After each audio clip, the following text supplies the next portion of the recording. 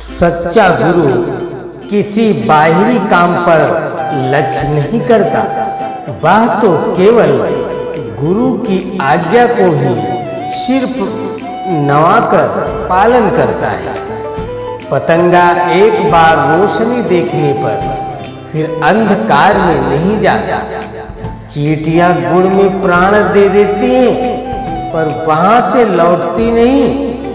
इसी प्रकार भक्त जब एक बार प्रभु दर्शन का रसास्वादन कर लेते हैं तो उसके लिए प्राण दे देते हैं पर लौटते नहीं। गुरु लाखों मिलते हैं पर चेला एक भी नहीं मिलता।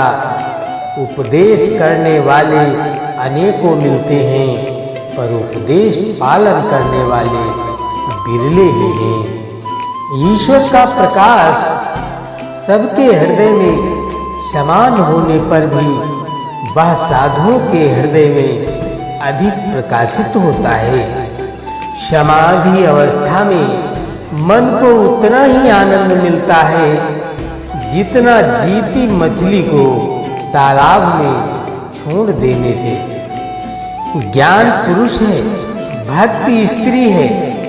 पुरुष माया नगरी से तभी छूट सकता है जब वह परम वैरागी हो, किंतु भक्त से तो माया सहज ही छूट जाती है। काजल की कोठरी में कितना भी बचकर रहो, कुछ न कुछ कसौंस लगेगी ही। इसी प्रकार युवक युवती परस्पर बहुत सावधानी के साथ रहे तो भी कुछ न कुछ काम जागेगा ही। जिस प्रकार दर्पण स्वच्छ होने पर उसमें मुंह दिखलाई देने लगता है, उसी प्रकार हृदय के स्वच्छ होते ही उसमें भगवान का रूप दिखाई देने लगता है। ईश्वर को अपना समझकर किसी एक भाव से उसकी सेवा पूजा करने का नाम ही भक्ति योग है। कलयुग में और योगों की अपेक्षा भक्ति योग से सहज ही ईश्वर की प्राप्ति होती है। ध्यान करना चाहते हो तो 3 जगह हर्ष कर सकते हो, मन में, घर में, वन में। दुष्ट मनुष्य में भी ईश्वर का निवास है, परंतु उसका संग करना उचित नहीं। ऐसे मनुष्यों से जो उपासना से ठट्ठा करते हैं, धर्म तथा धार्मिकों की निंदा करते हैं, एकदम दूर रहना चाहिए। दूध में मक्खन रहता है पर मथने से ही निकलता है, वैसे ही जो ईश्वर को जानना चाहे वह उसका साधन भजन करे। एक ज्ञान बहुत ज्ञान अज्ञान होता है। ईश्वर साकार निराकार और क्या क्या है या हम लोग नहीं जानते। तुम्हें जो अच्छा लगे उसी में विश्वास कर उसे पुकारो, तुम उसी के द्वारा उसमें पाओगे। मिश्री की डली चाहे जिस ओर से चाहे जिस ढंग से तोड़ कर खाओ मीठी ही लगेगी। उसी प्रकार मन सफेद कपड़े के समान है, इसे जिस रंग में डुबोगे वही रंग चढ़ जाएगा।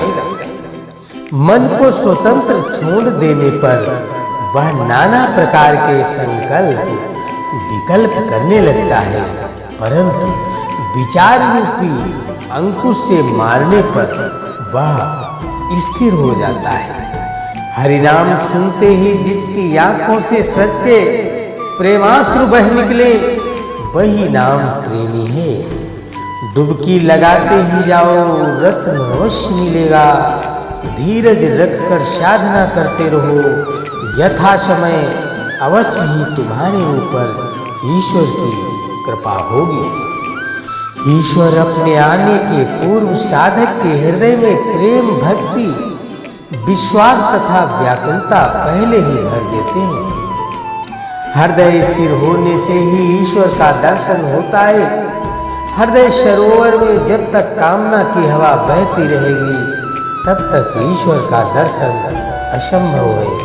केवल ईश्वर ज्ञान ही ज्ञान है और सब अज्ञान है।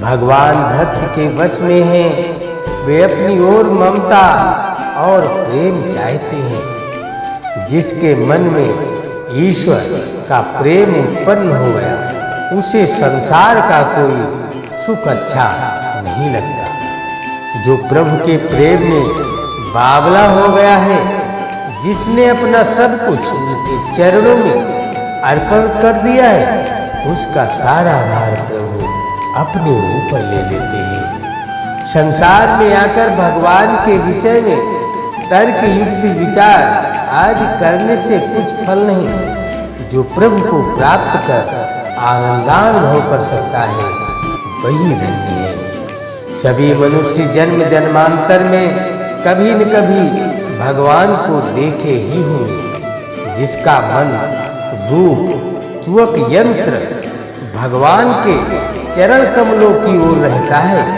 उसके डूब जाने या राह भूलने का डर नहीं।